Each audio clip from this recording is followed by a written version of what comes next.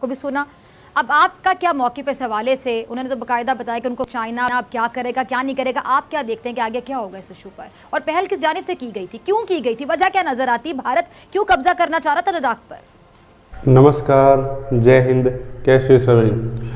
आप सभी को तो ये तो पता होगी कि LAC पर काफ़ी टेंशन चल रही है भारत और चीन के बीच में, क्योंकि चीनी जो सैनिक हैं वे भारत की सीमा में दखल अंदाजी कर रहे हैं। दूसरी बात, जब भारत लद्दाख में जो अपना निर्माण कार्य कर रहा है वहाँ पर चीन अड़ंगा डाल रहा है। लेकिन ये मसला दो देशों के बीच है, भारत और चीन के बीच में। लेकिन इस देश में एक तीसरे देश की मीडिया जरूर कूदती है, वो है पाकिस्तान की। पता नहीं उसको क्या मज़ा आता है क्या मज़ा नहीं आता, लेकिन हर बात भारत के मामले में टांग अड़ाती ही रहती है।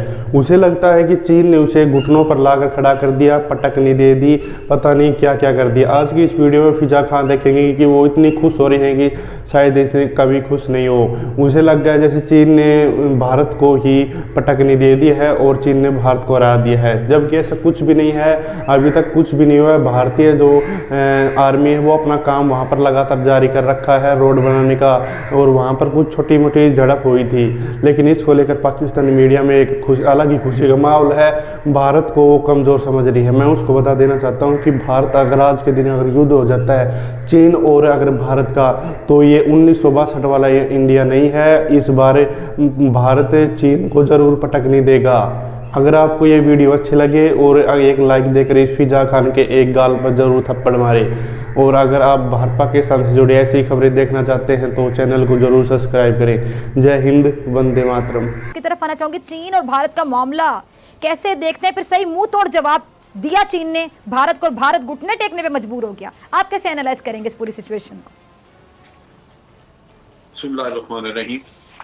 देखिए, भारत ने खुद ये मसला पैदा किया, क्योंकि भारत उस इलाके में जो कि मुतनाज़ा है और बहुत अरसे से वहाँ पे कोई खास इंफ्रास्ट्रक्चर नहीं था, वो वहाँ पे नया इंफ्रास्ट्रक्चर बनाने का काम शुरू किया। 2022 तक उनकी प्लान है कि 60 सड़कें वहाँ बनानी है, जो बहुत सारी ऑलरेडी मुकम्मल हो गई। इसके अलावा वहाँ पे एयर स्ट्रिप वगैरह बनाई इन्होंने, कुछ स्ट्रक्चर बिल्डिंग्स वगैरह वहाँ पे खड़ी कर रहे हैं। तो उससे एक ये इम्प्रेशन ज्यादा था। एक तो वायलेशन है ही कि आप मुतनाज़ा इलाके में ये कंस्ट्रक्शन जो इंफ्रास्ट्रक्चर की कर रहे हैं ये कानूनन दुरुस्त नहीं, लेकिन दूसरी तरफ ये है कि चाइना को ये भी खदशा था कि जो जिस तरह की सड़कें और एयर स्ट्रिप वगैरह बनाई है उससे इनके कुछ ऐसे डिजाइन हैं, कुछ ऐसी सोच है कि गालिबन कोई वहां पे जारियत करने का इरादा रखते हैं वहां। और फिर जारियत अगर बाद में उस वक्त आप चैलेंज करें तो बेहतर ये है कि आज उससे पहले भारत को चैलेंज किया जाए कि आप क्यों बना रहे हैं। तो एक तो ये वजह है कि चाइना को एकदम से ख्याल आया कि ये यहाँ पे जो कुछ एक्टिविटी है ये बहुत ही खतरनाक एक्टिविटी और भारत को रोकना होगा। दूसरी तरफ ये है कि भारत लगातार एकतरफा कदम करता रहा, और उन्होंने पीछे आर्टिकल 370 जब कश्मीर का खत्म किया तो यूनियन टेरिटरी बना दी, जिसमें लद्दाख भी एक यूनियन टेरिटरी बन गया। चाइना ने उस वक्त एहतजाज किया था कि एक मुतनाज़ा इलाका है, आप उसको यूनियन टेरिटरी खुद ही बना रहे हैं, जबकि बातचीत के जरिए अभी इसको आपने हल करना है। लेकिन भारत ने उस वक्त उनकी कोई परवाह नहीं की, बल्कि उनकी छोड़े हैं, ये यूनाइटेड नेशन की करारदादें थी कश्मीर पे, उनको भी बाला ताक रखते हुए जो जी में आया करती।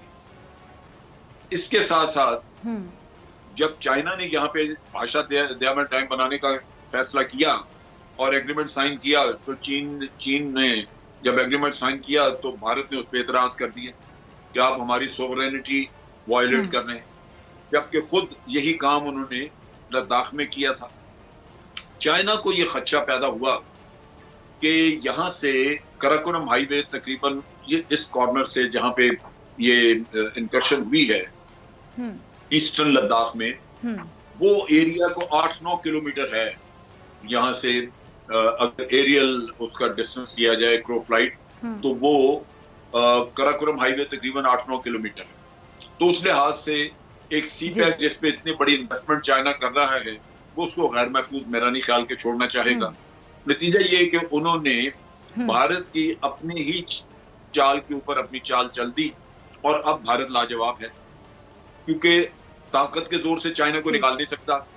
बातचीत के जरिए अगर वो नहीं निकलते तो यूनाइटेड नेशन जाने का रास्ता नहीं, भारत जा नहीं सकता, क्योंकि यूनाइटेड नेशन की करारदादें तो खुद उन्होंने पामाल की थी। तो अब ये है कि मोदी एक ऐसी सूरत हाल में है जहां उसके लिए कोई खास रास्ता नहीं है सिवाय इसके कि चाइना ने जो कुछ किया उसके साथ रिकंसाइल करे। यही वजह है कि 5 मई का ये वाकया हुआ, 9 मई को दूसरा वाकया होता है और आज दिन तक वहां से कोई बयान नहीं आया। उनके चीफ ऑफ आर्मी स्टाफ जो पाकिस्तान के खिलाफ तो हर्जासराई रोज करते हैं, यहाँ नहीं बोल सके। आज उनकी एक बयान आया कि जी हम एक इंच भी पीछे नहीं हटेंगे। भाई पीछे हटने का तो सवाल नहीं है, आपका तो आगे जाने का सवाल है। जहाँ चीन आया हुआ है आपने तो उसको निकालना था। तो बयान दे रहे हैं कि हम पीछे नहीं हटेंगे, इसका मतलब ये है कि जो कुछ हो गया सो हो गया। अब चाइना ने बातचीत के लिए रास्ता खुला रखा है, वो बातचीत करेंगे। बातचीत में बहुत सारी मामला तय होंगे, लेकिन मेरा नहीं ख्याल कि चाइना इस बात पे एग्री करेगा कि वो जो कुछ कर लिया उन्होंने उसको वो डिसमेंटल करें या बाहर निकलें, क्योंकि हमारी इत्तला के मुताबिक चाइना ने वहां पे परमानेंट बंकर्स वगैरह बनाने शुरू कर दिए हैं और काफी बड़ी तादाद में उनकी फौज वहां आ चुकी है। तो इस लिहाज से लगता यही है कि चाइना ने जो कुछ कर दिया वो उसको रिटेन करना चाहता है, भारत को उससे रिकंसाइल करना होगा। ठीक है जी, ठीक है। जनरल साहब आपका मौक़िफ़ आ गया, आपका पॉइंट आ गया, मैं कोई इंटरप्ट नहीं करना चाह रही थी। ब्रिगेडियर साहब अब आपकी तरफ आना चाहूँगी, आपने जनरल साहब को भी सुना, अब आपका क्या मौक़िफ़ इस हवाले से? उन्होंने तो बाकायदा बताया कि उनको चाइना अब क्या करेगा क्या नहीं करेगा, आप क्या देखते हैं कि आगे क्या होगा इस इशू पर, और पहल किस जानिब से की गई थी, क्यों की गई थी, वजह क्या नजर आती, भारत क्यों कब्जा करना चाह रहा था लद्दाख पर? बिस्मिल्लाहिर्रहमानिर्रहीम, बहुत शुक्रिया। देखें 1962 में भी इंडिया और चाइना की कॉन्फ्लिक्ट हुई थी और जिसमें चाइनीज ने, हालांकि उस वक्त पीपल लिबरेशन आर्मी का उस तरह की मिलिट्री माइट नहीं थी जिस तरह की अब उनकी है, टेक्नोलॉजिकली या न्यूमेरिकली और तरीके से, लेकिन उस वक्त भी उन्होंने एक फैसला कुन शिकस्त दिया था इंडियन आर्मी को, और जो आज तक इंडियंस जो है उसको डिबेकल के तौर पर याद करते हैं, बल्कि they don't even want to talk about it. मैं ये समझता हूँ कि अगर अब इंडियन आर्मी ने कोई वहां पे एक ऐसी रिस्पॉन्ड किया विद फोर्स, क्योंकि चाइनीज आर्मी जो है वो बड़ी तादाद में पीएलए के ट्रुप्स जो है वो इन द गलवान वैली में वो क्रॉस करके लाइन ऑफ एक्चुअल कंट्रोल को इंडियन जो सो कॉल्ड इंडियन एरिया में आगे, लेकिन वो तो इंडियन चाइनीज तो कहते हैं ये तो हमारा एरिया है, और वहां पे जिस तरह भी जनरल साहब ने भी फरमाया, बिल्कुल उन्होंने अपने डिगन किए, अपने कैंप्स एस्टैब्लिश कर रहे हैं, लॉजिस्टिक्स लेके आए, हैवी इक्विपमेंट लेके आए और पूरी आर्टिलरी सपोर्ट वगैरह वगैरह। बल्कि आज की तो खबर यह है कि प्रेसिडेंट जीपिंग ने तो बाकायदा अपनी आर्मी को जंग के लिए तैयार रहने का हुक्म भी दे दिया। तो मेरा कहने का मतलब यह कि अगर इंडियंस ने रिएक्ट किया मिलिटरीली और चाइनीज को एविक्ट करने की कोशिश की, तो फिर जारी बात है वहां पे लड़ाई तो होगी। लेकिन इंडियन पीएलए की जो बढ़तरी है हर लिहाज से, खास टेक्नोलॉजिकली, और जो उनकी जो फाइटिंग एबिलिटी के लिए अब चाइनीज मशहूर है, मेरा ख्याल है कि ये 1952 के मुकाबले में ये एक सुपर डिफीट होगी, शायद mother of all defeats as far Indian army is concern. तो ये इंडियंस को they are conscious about it. अब जारी बात है, डोमेस्टिक ओपिनियन भी वहां पे बड़ा बिल्डअप हो रहा है कि जनाब हमारी चाइनीज ऑफिसर्स और सोल्जर्स ने हमारी इंडियन आर्मी के ऑफिसर जवानों की बड़ी वहां पे उनको ह्यूमिलिएट किया, उनको ठुड्डे मारे, और जनाब इस तरह लग रहा था हमारे ऑफिसर जवान तो बिल्कुल भीगी बिल्ली की तरह उनके सामने, चाइनीज के सामने थे। तो पब्लिक ओपिनियन भी जो है वो वहां पे बिल्डअप हो रहा है, प्रेशर बिल्डअप हो रहा है, मूडे पे उसकी मिलिट्री लीडरशिप पे, नेशनल सिक्योरिटी एडवाइजर वगैरह ये तो मैं ये समझता हूँ कि वो वहां पे एस्केलेशन हो सकती है, लेकिन उसका नुकसान इंडिया को होगा। दूसरी इंपॉर्टेंट चीज देखें, जो कुछ अर्से से हम सुन रहे हैं कि इंडिया के जारहाना अजाइम है सी पैक के ऊपर। अब सी पैक क्या है? सी पैक चीन का वन बेल्ट वन रोड का फ्लैगशिप प्रोजेक्ट है। CPEC is the flag bearer. इस पे चाइनीज ने कॉम्प्रोमाइज नहीं करना। कश्मीर पे चाइना और पाकिस्तान एक हैं, सी पैक पे चाइना और पाकिस्तान एक हैं। हमारे स्ट्रेटेजिक मफादात, हमारे इकोनॉमिक मफादात बिल्कुल आपस में उनमें टोटल हम आहंगी है और हार्मनी है। तो मेरा ख्याल है चाइनीज ने एक मैसेज दिया है इंडियंस को कि अगर आप किसी मिस एडवेंचर का सोच रहे हैं गिलगित बल्तिस्तान में, या जिस तरह वो फॉल्स फ्लैग ऑपरेशन या कोई और ऐसी चीज आजाद कश्मीर की तरफ अगर आपकी नजरें हैं, बट बेसिकली सी पैक को अगर आप सबोटाज करने की कोशिश करेंगे तो Chinese are not going to accept it, और क्योंकि उनका जीरो टॉलरेंस है। दूसरी बात यह है कि इस वक्त में हम देख रहे हैं कि India is at the rock bottom transition movie. देखें इंडियन ऑक्युपाइड कश्मीर में फ्रीडम फाइटर जो है उन्होंने अभी डेली हमले तकरीबन शुरू कर दिए इंडियन आर्मी पे। नेपाल के साथ उनका बॉर्डर डिस्प्यूट खुल के सामने आ गया है। नेपाल ने पहली मरतबा 114 बॉर्डर चेक पोस्ट वहां पे कायम किए, मुसल्ला बॉर्डर चेक पोस्ट। कभी इंडिया सोच नहीं सकता था, क्योंकि नेपाल तो कहते थे हमारा क्लाइंट स्टेट है, हमारा सबसर्विएंट स्टेट है। बांग्लादेश के साथ कल उनकी झड़प हुई है बॉर्डर फोर्सेस के साथ, दोनों तरफ के लोग जो है वो मारे गए हैं। और जारी बात है लाइन ऑफ कंट्रोल पे आज हमने उनका पहली दफा तो नहीं, कई दफा पहले भी हुआ है, हमने उनका रिकॉग्निशन 2 आज गिराए।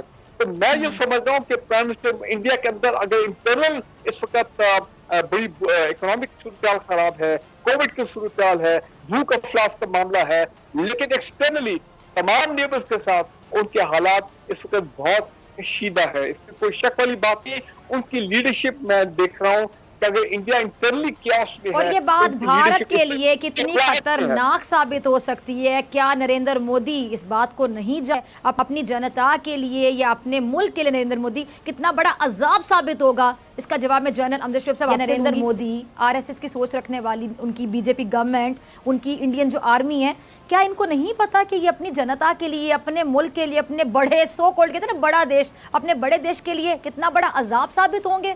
इसके बाद के क्या रिजल्ट्स होंगे? आपको क्या लगता है? इसके साथ साथ भारत ने क्या सोच कर ये कदम उठाया था? आखिर चीन से तवक्को क्या कर रहा था, एक्सपेक्ट क्या कर रहा था, क्या चल रहा था इनके दिमाग में कि क्या होगा? देखिए बहुत सालों से जब भी कभी कोई इनका आपस में वहां पे इख्तलाफ हुआ या कोई कंफ्रंटेशन हुई, तो इन्होंने एक तो कोई हथियार एक दूसरे के खिलाफ इस्तेमाल नहीं किए और बिल आखिर बातचीत कोई ना कोई करके तो ये अपना मामला सीधा करते रहे। साल साल से ये चीज चली आ रही थी। नतीजा ये कि भारत की कोशिश ये रही कि वो आज भी कुछ ना कुछ ऐसा अपने मफाद में करे, और मोदी खास तौर पे जो पिछले काफी अरसा से यकतरफा मुख्तलिफ चीजें करता रहा, और आपने कश्मीर के मामले में देखा, ये यूनियन टेरिटरीज जो उन्होंने बनाई हैं, या ये जैसे बालाकोट वाला किस्सा उन्होंने पीछे किया, तो वो बच निकलता रहा है क्योंकि मगरबी कुव्वतें उसकी हमायत करती रही।